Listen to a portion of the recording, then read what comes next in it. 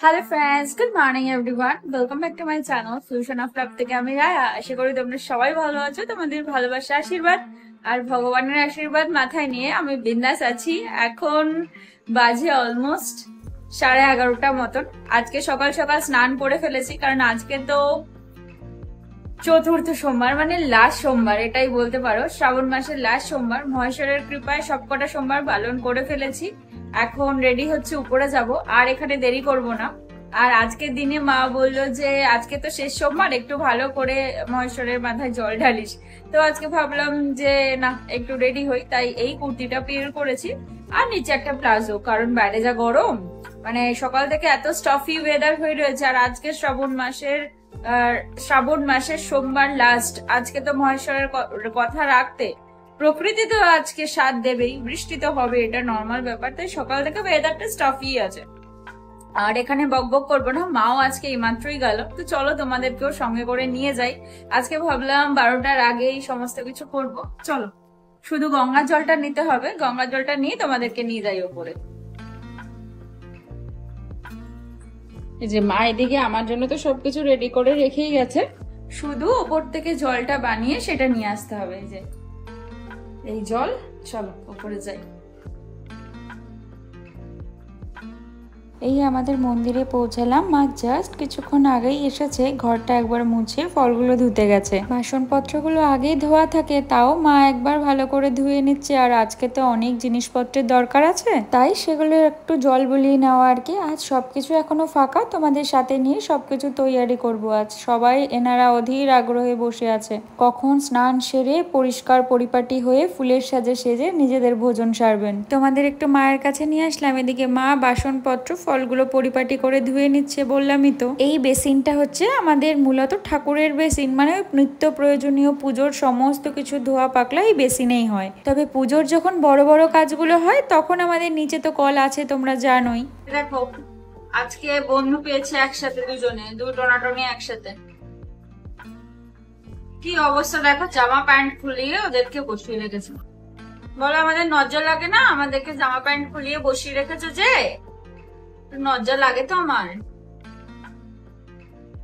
এটা এই পাশেরটা হচ্ছে বড়টা, যেটা সেটা ছোট মার ঘরের ক্যান্ডিডেট, আর এটা হচ্ছে ঠাকুর ঘরের ক্যান্ডিডেট।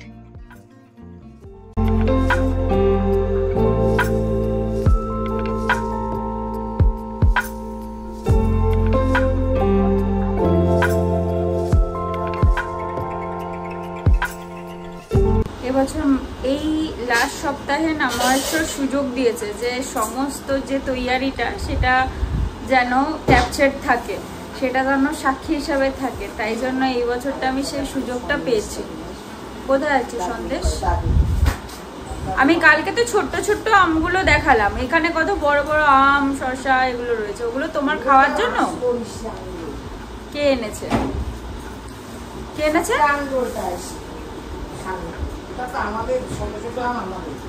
ও, এইগুলো এইগুলো এখানকার, এগুলো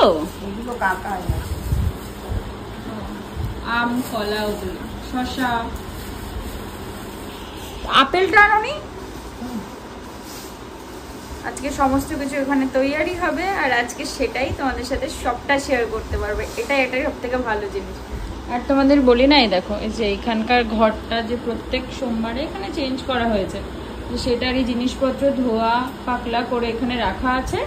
এবার এই ঘরটাকে এখানে বসানো হবে।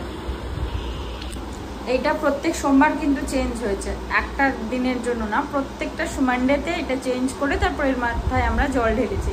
বেসিক্যালি এটা সেই ঘরটা যেটা হিস্ট্রি তোমাদেরকে আমি বলেছি।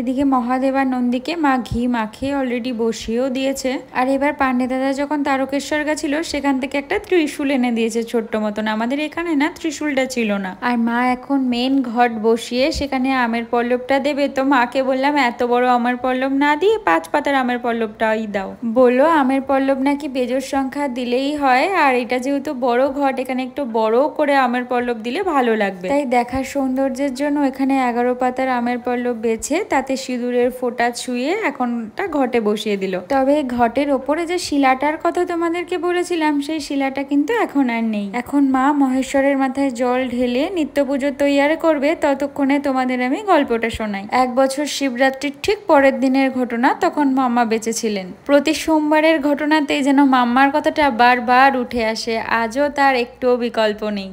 তোমাদের তো বলেছি আমাদের যেহেতু প্রতিষ্ঠিত শিব মূর্তি, তাই আমরা বাইরে জল ঢালতে যাই না কখনোই। আর শিবরাত্রির ব্রত মূলত আমি আর মেজমাই পালন করি, তেমনই শিবরাত্রির পরের দিন মানে যেদিন পানা ব্রত চলে সেদিন বাড়ির বাকিরা সকালবেলাটা উপবাস থেকে জল ঢেলে কিছু খায়। ঠিক মতোই সব চললো। রাতের বেলা মহেশ্বরকে জল থেকে তুলে নিজের স্থানে বসিয়ে ফুলগুলো ফেলার জন্য বাইরে বের করা হয়েছে। তবে ভুলবশত শিলাটিকে কেউ আর নজরে আনতে পারেনি, তাকেও মন্দির থেকে বাইরে বের করে দেওয়া হয়েছে।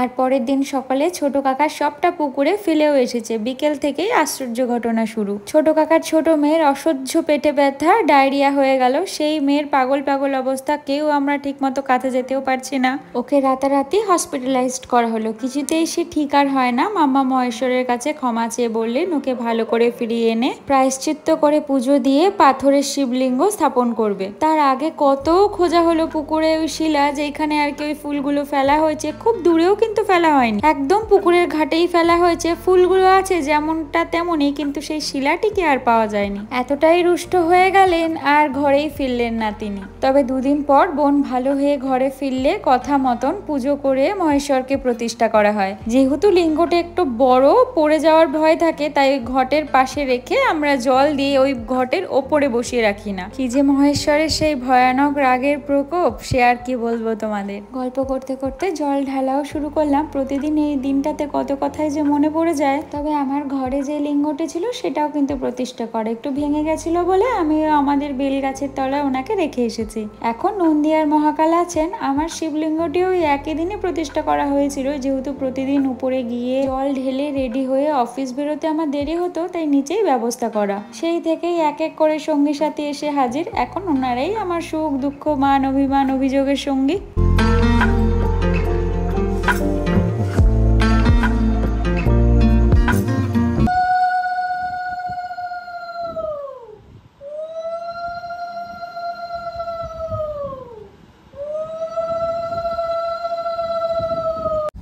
আমার নিচের পুজো কমপ্লিট হয়ে গেছে। এবার যাচ্ছি উপরে, কারণ উপরে মোমবাতি জ্বালানো হয়নি, নিচে জ্বালিয়েছি। আর উপরে তখন তো পুজো দেওয়া হয়নি। এখন গিয়ে দেখবো সমস্ত পুজো, নিত্য পুজোটাও কমপ্লিট হয়ে গেছে। আর আমরা যদি করে খাওয়া দাওয়া করবো, তার জন্য সাবু মাখা সমস্ত কিছু তৈরি হয়ে গেছে।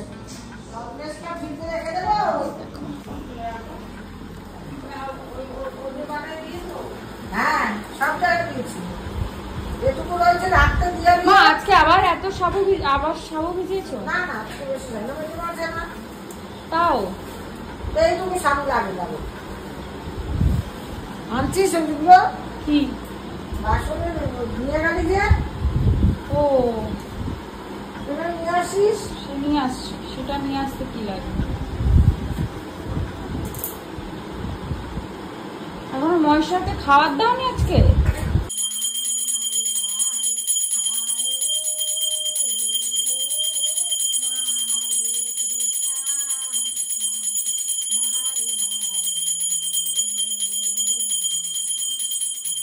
পুজো সেরে বাইরে এসে দেখি আজ আবার আকাশটা সেই আগের মতন শ্রাবণের আকাশ হিসাবে সেজে উঠেছে। সকাল থেকেই একটু স্টাফি হয়ে আছে। প্রত্যেকটা শ্রাবণের সোমবারেই তো বৃষ্টি হয়েছে। তবে আকাশের যা পরিস্থিতি, মনে হচ্ছে আজও বৃষ্টি হবে, বলা যায় না। আবার কখনো রোদ উঠছে, কখনো এমন হচ্ছে। তবে যতই প্রত্যেক দিনের মেঘে ভরা আকাশ দেখি না কেন, তবে শ্রাবণের এই প্রত্যেক সোমবারের মেঘে ভরা আকাশের সৌন্দর্য যেন একটু আলাদাই। এবার ঘরে এসে চুলটা একটু খুলবো, অনেকক্ষণ বাঁধা আছে। আজকে তো উপরে বেশ কিছুক্ষণ সময় ছিলাম। চুলটা একদম গামছার ভেতরেই শুকিয়ে গেছে, আর বেশিক্ষণ ফ্যান চালিয়ে শুকানোর ব্যবস্থা করতে হবে না। ব্যাস, এবার সারাদিনের জন্য আমার শুয়ে বসে গড়িয়ে দিন কাটবে। তবে এত সুখ কিন্তু আজকের জন্যই শেষ। আমার উপরে সমস্ত কাজকর্ম করা হয়ে গেছে।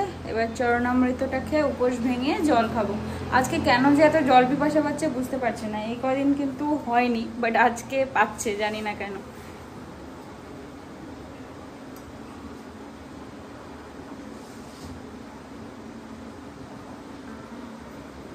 বাবার জন্ম মাস, জন্মতিথি পালন শেষ মহেশ্বরের কৃপায়। সমস্তটা ভালোভাবে, সুষ্ঠুভাবে, সুস্থ শরীরে সমস্ত কিছু করতে পেরেছে। এটাই সব থেকে বড় পাওয়া, আর কিছুই না। আজকে সারাদিন তো লাত খাওয়ার দিন। তবে চলো, আজকে বাবার রান্নাটা আমাকে করতে হবে। কিছুই না, মা এসে ভাত আর পেঁপে সিদ্ধ বসাবে। আমি এই যে ডালটাকে বসিয়েছি। ও, ডালে হলুদ দিইনি, ভাগ্যিস এসেছিলাম তাই জন্য দেখতে পেলাম। ডাল বানাবে আর বললো বরবটি কিছু একটা বানাবে, ভাজা বানাতে। তো আমি ডালটা সোমবারে বসিয়েছি। ডালটা সোমবারে আমি তো আর খাবো না, বাবাকে একটু চাখতে বললাম। বললাম চেখে দেখো নুন টুন হয়েছে নাকি।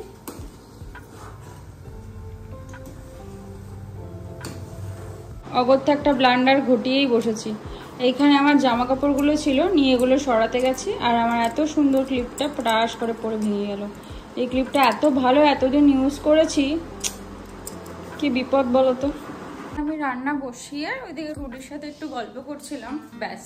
এদিকে বরবটি আর আলুটাকে বসিয়েছি ভাজা করতে। দেখো একটা সাইড অলরেডি লেগে যাচ্ছিল, তাও হালকা কাজ করে রেখেছিলাম দেখে এইটুখানি বাঁচোয়া, না হলে এইটুখানিকেও রক্ষা পেতাম না। আমি হঠাৎ করে দৌড়ে এসে হচ্ছে কি যে এখানে তো আমি রান্না বসিয়ে গেছিলাম। মানে গল্প করতে থাকলে, আর মা এই জন্যই বলে তুই রান্না বসিয়ে ওই দিকের ঘরে যাবি না, তুই এখানে বসে গল্প কর, অসুবিধা তো কিছু নেই। কিন্তু ওই যে আমি চলে গেছিলাম, একটু কাজ করছিলাম, কথা বলছিলাম, আর বেমালুম ভুলে গেছি এটা এখানে বসানো।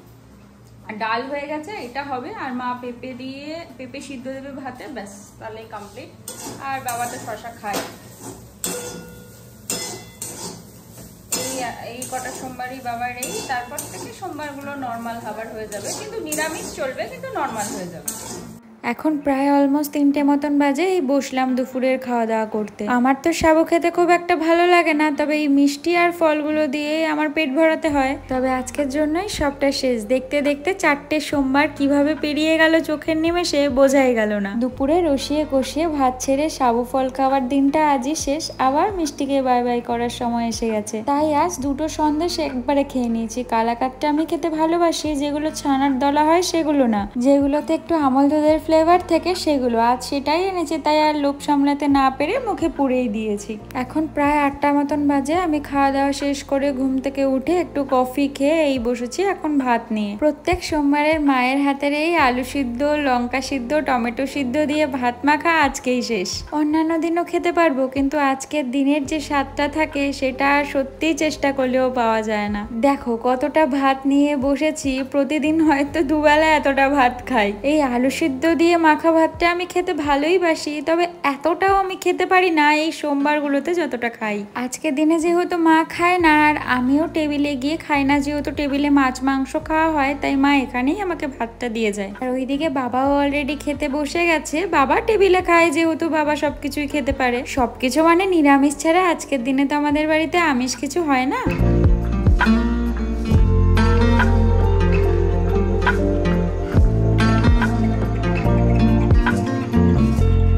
আমার যাবতীয় কাজকর্ম সেরে, মায়ের যাবতীয় কাজকর্ম সেরে এবার ঘুমোতে আসার পালা। আমি বসবে একটু কাজ নিয়ে, মা শুয়ে পড়বে। কারণ সারাদিনের ধকলের পর আজকের দিনটাতে মা না আর জেগে থাকতে পারে না।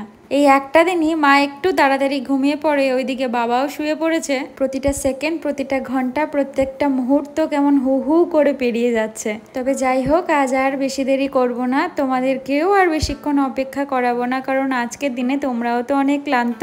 তবে আজকের মতন ভিডিওটা এখান থেকেই শেষ করছি। কালকে আবার একটা নতুন ভিডিওতে তোমাদের সাথে দেখা হবে। ততক্ষণ তোমরা ভালো থেকো, সুস্থ থেকো, সাবধানে থেকো। আর পুরো ভিডিওটা ভালো লাগলে একটা লাইক করে দিও। ভিডিওটা দেখে কমেন্ট করে জানিও তোমাদের কেমন লাগলো। তবে আজকের মতন বিদায় নিই, টাটা।